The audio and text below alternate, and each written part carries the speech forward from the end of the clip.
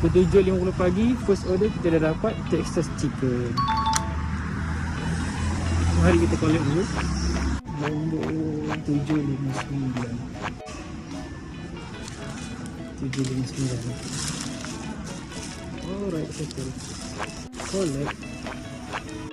Macam tak berbaloi jugalah sebab kita kena hantar 13 kilo.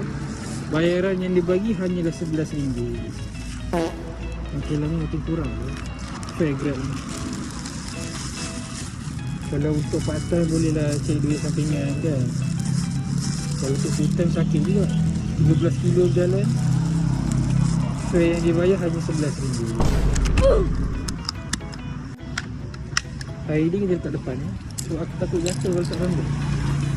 Jomlah kita hantar dari Pekan Kajang ke Bangi Avenue. 13 kilo, 22 minit estimate. Nampak jauh. Jom, santai. Let's go. Many months later. Setelah harungi 12 kilo, kita dah dekat depan Bangi Wonderland lah. So berbaki 1 kilo lagi sampai rumah customer. Lawa-lawa juga kawasan perumahan sini ya. Kat Bangi Avenue. Cuma dia jauh sikit lah daripada bandar Jepun. Nombor 38.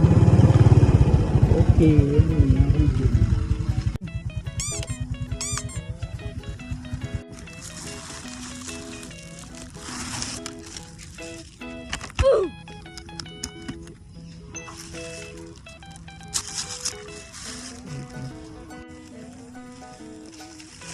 Okey, sama.